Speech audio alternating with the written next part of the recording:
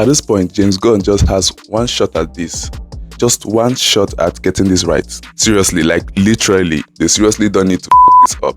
If they don't get this right, I don't think anyone from the general audience will care about any movie coming from DCU. Except maybe for Batman. Hello everyone, Ezugo here and welcome back to my channel. For the last couple of years or decade right now, the DCU hasn't had a break. They haven't had a series of successful movies that's just been hit and miss. They are seriously standing on the thin thread. The DCU needs some sort of win. Like, they really need a means to win the hearts of the general audience back. Because right now, nobody cares about DCU. The only movies that really make some money is anything related to Batman. Once it's outside Batman, then it's not going to make any money and nobody cares about it. And there's a reason for that. It didn't just happen overnight. The general audience didn't just suddenly wake up and stop caring about the DCU movies.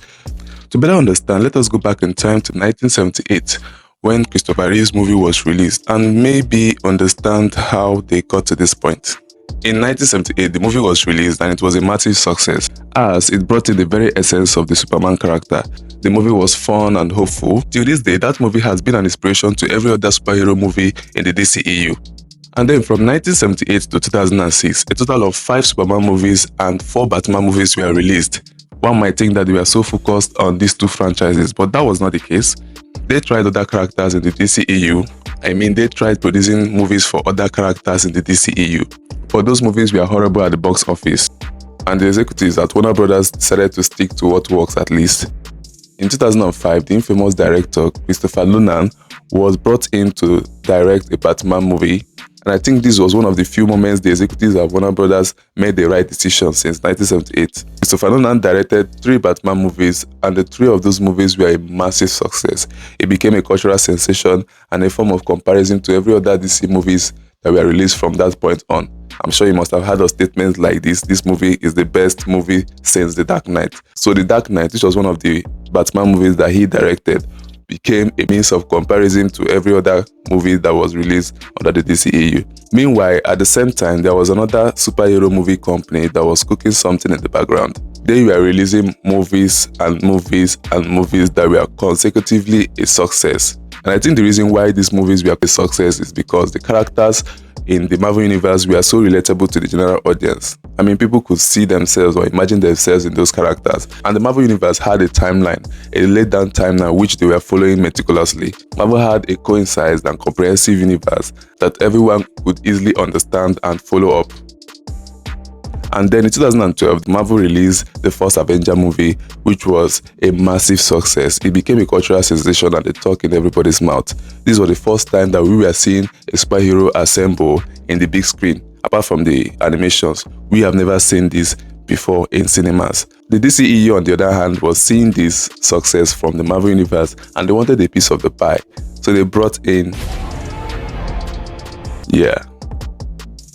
Zack Snyder. So Zack Snyder was brought in to create sort of a new direction for the DCEU, and he was to start with a Superman movie. And in 2013, Man of Steel was released, which was a Superman movie directed by Zack Snyder and was starring Henry Cavill as Superman. Personally, for me, I loved that movie so much. It was one of the movies that gravitated me towards the DCEU.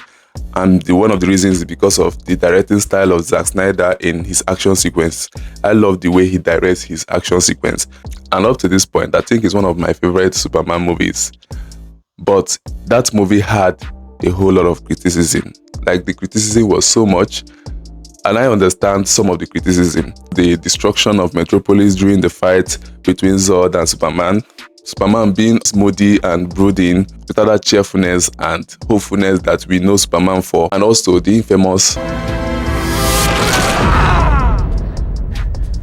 These issues that were raised were genuine, and I really understand those who criticize these areas of the movie.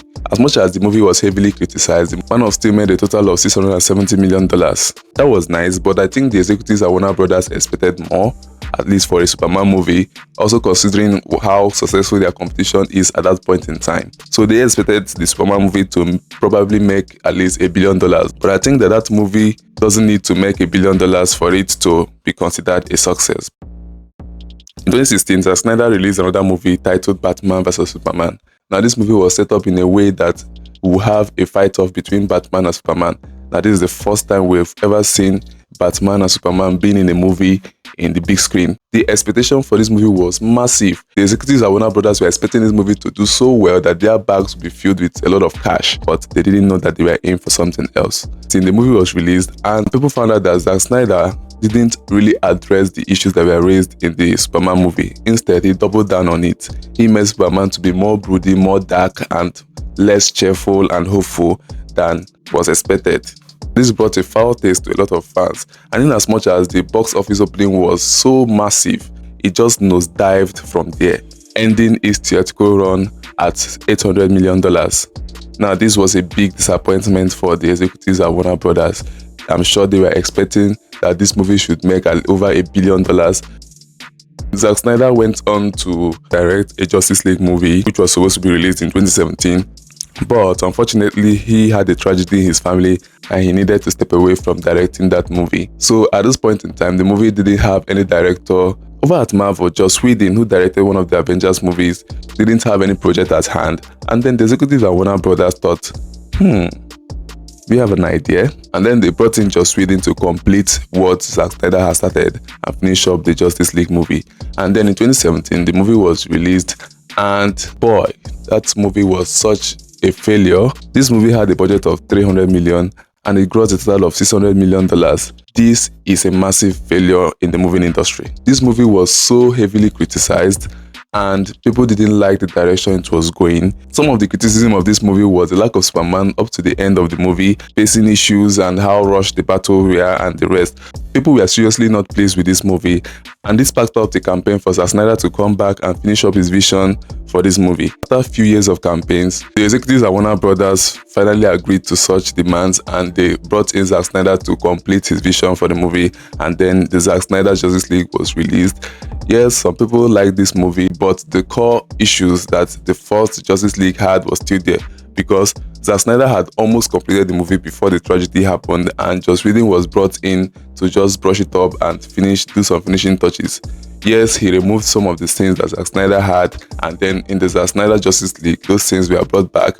And yes, those scenes added some background story and some riches to the storyline. But those foundational issues that were raised in the first Justice League were still there. Then after the Zack Snyder Justice League was released, the fans of the DCU was now splitted into two. At one hand, we had the fans of Zack Snyder who wanted him to come back and finish up his timeline in the DCEU, and on the other hand, we had some other fans of the DCEU that didn't like the direction of Zack Snyder and they didn't want him to continue in the DCEU. And from then on, it has been a wild roller coaster for DCEU. They released several movies in between those years. They had few movies that were hits and a mountain load of movies that were a total flop and failure. Meanwhile, the competition of Warner Brothers were doing exceedingly well at this point in time.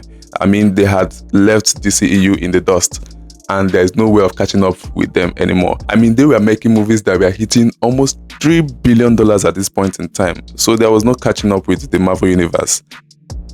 2022, I think the board members at Warner Brothers thought, okay, it's time to do some overhaul in their leadership. So they brought in David Zaslav to head the Warner Brothers industry. Now, when Zaslav came, he decided to create a DCU Studios. All this why the DCEU had been under Warner Brothers and they didn't have any creative control or decision. They needed to pass every decision to be made through the executives at Warner Brothers, and this slowed down a lot of processes and affected the creative decision of the creators at DC Universe, by the way. And when you have a new studio, you will need somebody to head that studio, and then that is where David Zaslav brought in.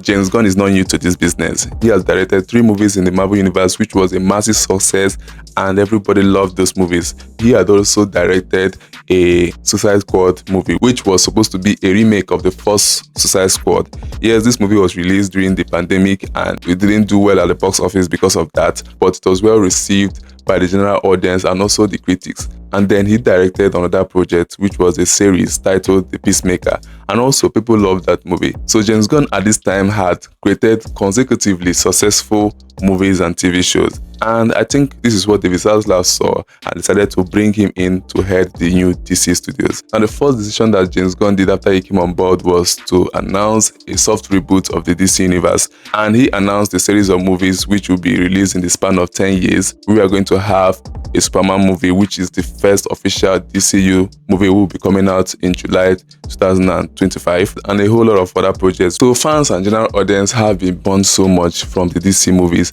They go to the cinemas to have some fun time and watch some interesting stories from the DCU. So what happens in recent time is that whenever a DCU logo comes in on a movie, it is associated with a movie that will not be good. So that is really a bad legacy to have.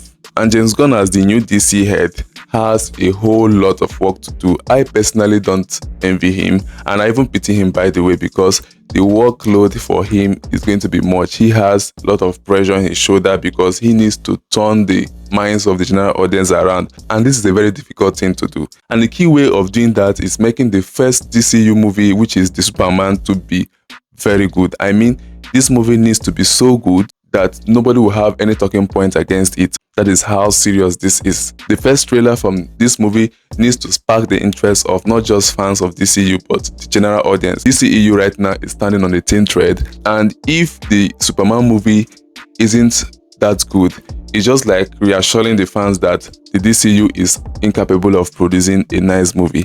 I think everyone at the Warner Brothers and DCU is banking on James Gunn to do something excellent. Personally, for me, I think the perfect Superman movie would be a Superman movie that has the level of action sequence of Zack Snyder movie and the level of heart and cheerfulness of the Christopher Reeves movie. If we can blend these two together, that would be a perfect Superman movie, and I hope James Gunn can deliver on that. The new Superman movie is by far my most anticipated movie of 2025. The trailer for the new Superman movie will be released in a few weeks' time, or probably in a few days' time, and I will be reacting to that trailer in this channel. So make sure you subscribe to this channel so that you can see my reaction to the Superman trailer. So what do you think about this? Do you feel like Warner Brothers made the right decision by bringing James Gunn to head the DCU, or do you think that Warner Brothers is making a huge mistake by bringing him in? With the decisions that he has made so far, do you think that James Gunn knows what he's doing, or are you like, man, this man has no idea what he's doing? Do you feel the same way that James Gunn has just one shot at this, or do you think that even if the Superman movie doesn't do well, that they still have a shot at winning the hearts of the general audience? Whatever you think it is, you can leave your reasons down there in the comment section. If you're still here, it means that you stick to the end of this video, and I want to thank you so much for staying with me. Don't forget to hit the notification bell so that you get updates of my videos, and also don't forget to like this channel. It helps this channel to grow and make other people to discover this channel. So thank you so much, and I'll see you in the next one. Cheers.